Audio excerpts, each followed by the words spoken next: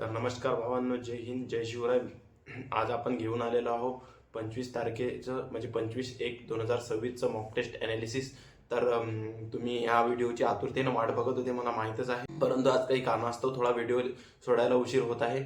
तर चला आपण कोणताही वेळ न घालवता व्हिडिओ सुरू करू. आणि तुम्ही जर या चॅनलवर नवीन असाल तर आपल्या चॅनलला सबस्क्राईब करून घ्या आणि बेल आयकॉनला पण प्रेस करून घ्या, जेणेकरून तुम्हाला सर्वात पहिले अपडेट मिळत जातील आपल्या चॅनलवर कोणताही व्हिडिओ अपलोड झाला. आणि या व्हिडिओला तुमच्या मित्रांपर्यंत पण शेअर करून द्या भावांनो, कारण की हा व्हिडिओ खूप महत्त्वाचा आहे, जेणेकरून तुम्हाला तुमची लेवल समजते. आणि आपला एक ग्रुप आहे मित्रांनो व्हॉट्सॲपवरती, तिथं आपण मुलांचे स्क्रीनशॉट वगैरे घेत असतो मार्क्सचे आणि पोल पण लावत असतो तिथं. तर तुम्ही तो ग्रुप जॉईन करून घेऊ शकता. तिथं 300+ कॅन्डिडेट त्याच्यामध्ये जॉईन झालेले आहेत, महाराष्ट्रातले फक्त आपल्या. आणि चला मित्रांनो, मी आता मॉक टेस्ट ॲनालिसिस सुरू करतो. तर आजच्या मॉक टेस्टचा म्हणायचा विषय झाला तर आजची मॉक टेस्ट थोडी मॉडरेट लेवलची होती, पण एवढी पण हार्ड नव्हती. कारण की त्याच्यामध्ये रिझनिंग थोडं म्हणजे जसं परीक्षेत विचारतात तसंच विचारलेलं होतं. आणि राहिला विषय मॅथ आणि हिंदीचा, तर हिंदी तर सांगता नाही येत कसं येणार आहे, कारण की नवीन कंपनी आहे. तर समजून घ्या, आपण असंच हिंदी पकडून घ्या, कारण की माझं हिंदी लगभग पूर्ण झालेलं आहे. म्हणजे सर्व म्हणजे टॉप हिंदी झालेलं आहे माझं. खूप वेळा 20पैकी 20 पण येतात माझे हिंदीत बरोबर, पण आज थोडं मला 16 झाले बरोबर. त्याच्यामुळे मला असं वाटलं हिंदी थोडं मॉडरेट लेवलचं आहे, कारण की मी CISF फायरमॅनसाठी हिंदी केलेलं आहे. मी आज तुम्हाला सांगणार आहे आपल्या या व्हिडिओमध्ये की तुम्ही किती टार्गेट स्कोर ठेवायला हवा होता. आणि तुम्ही जर समजा यापर्यंत स्कोर ठेवला असेल तर तुम्हाला कमीत कमी म्हणजे BSF पोस्ट तरी भेटूनच जात होती. समजा असा पेपर जर आला असता तर मित्रांनो, आज मी तुम्हाला पहिले माझे मार्क्स सांगणार आहे की मला कोणत्या कोणत्या सब्जेक्टमध्ये किती किती मार्क्स आले. तर आणि नंतर मग मी तुम्हाला किती मार्क्स यायला पाहिजे होते हे सांगणार आहे. तर तुम्ही व्हिडिओ स्किप न करता शेवटपर्यंत बघत राहा मित्रांनो. तर माझे रिझनिंगमध्ये 20पैकी 20 बरोबर आले मित्रांनो, आणि एक पण चुकला नाही. म्हणजे मला 40पैकी 40 मार्क्स मिळाले रिझनिंगमध्ये, म्हणून मी रिझनिंग थोडं इझीच समजलो आजची. तर माझे मॅथमध्ये 15 क्वेश्चन बरोबर आले मित्रांनो, आणि 4 चुकले, एक अनअटेम्प्ट होता. तर मित्रांनो, मला ही मॅथ थोडंसं RWAचं टफच वाटते, कारण की मी मॅथमध्ये कोणत्याही पेपरात चांगला स्कोर करतो, पण RWAवर माझा जास्त वेळा चांगला स्कोर होत नाही. एक्झाममध्ये याच्यापेक्षा माझा चांगला स्कोर होते. समजा एक्झाममध्ये मी 18-19 बरोबर करत असतो, परंतु इथं मी 15, 16, 17 असेच बरोबर करत असतो.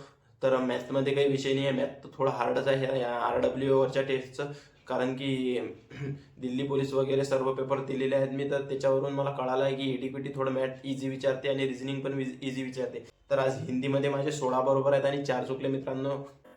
हिंदी थोडं म्हणजे समास आणि संधीचं समासचा क्वेश्चन होता, तो गंगा तटमध्ये कोणता समास आहे, तर मी त्याच्यात काय अधिकरण लावलं वाटते, अधिकरण तत्पुरुष लावलं वाटते.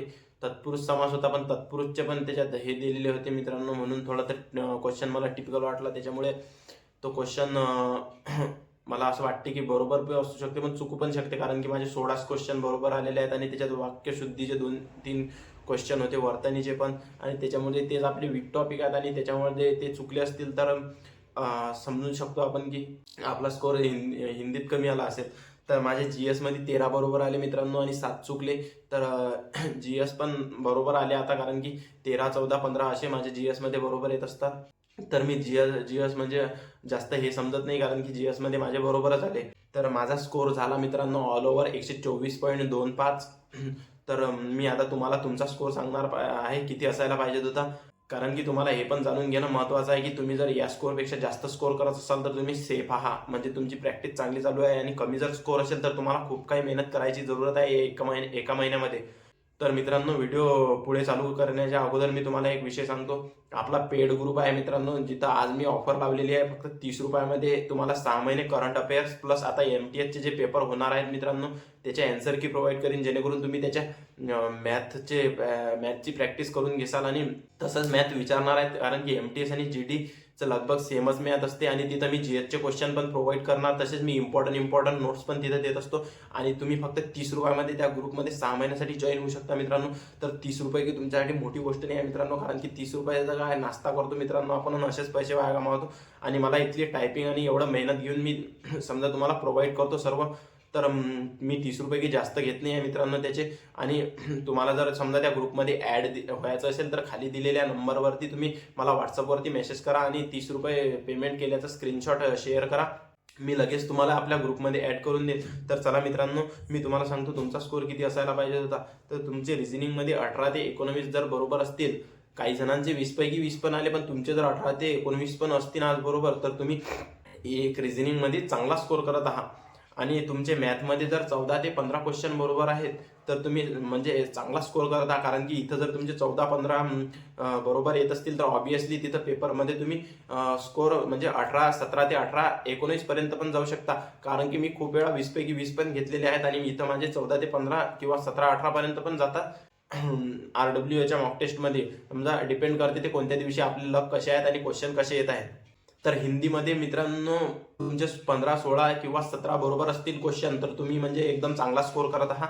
म्हणजे महाराष्ट्रातले मुलं तुम्हाला कुठंच फाईट नाही देतील जर समजा तुम्ही जर असा स्कोअर करत आहात. कारण की आजचं हिंदी थोडं मॉडरेट लेवलचं होतं मित्रांनो.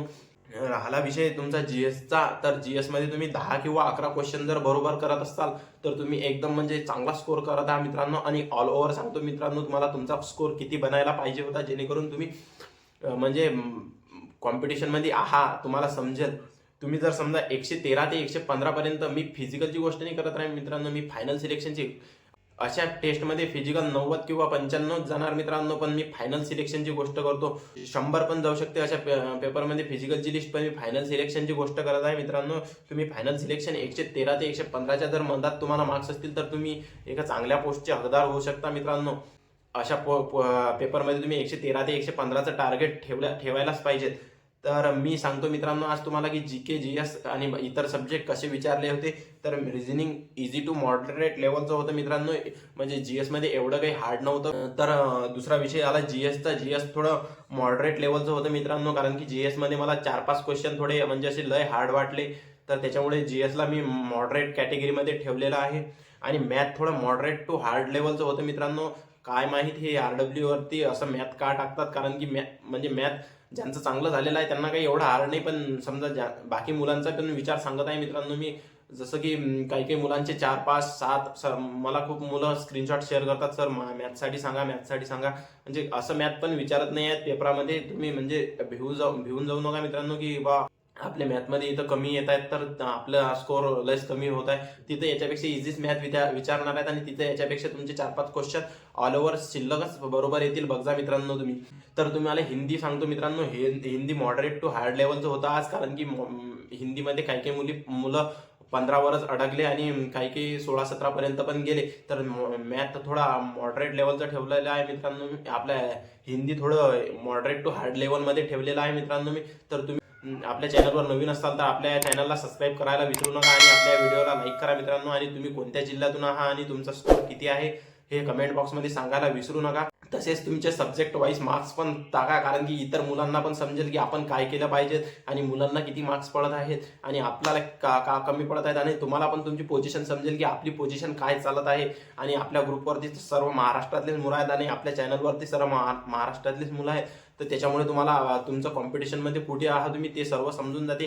तसेच तुम्ही ग्रुपमध्ये पण जॉईन होसाल अशी मी आशा करतो मित्रांनो. आणि ज्यांना पेड ग्रुप घ्यायचा असेल त्यांनी खाली दिलेल्या नंबरवरती संपर्क साधा. तसेच काही अडचण असल्यास तुम्ही मला त्या नंबरवरती व्हॉट्सअप मेसेज पण करू शकता. मी तिथं सोल्युशन प्रोव्हाइड करत असतो मित्रांनो. तर जय शिवराय मित्रांनो, भेटू नंतरच्या व्हिडिओमध्ये.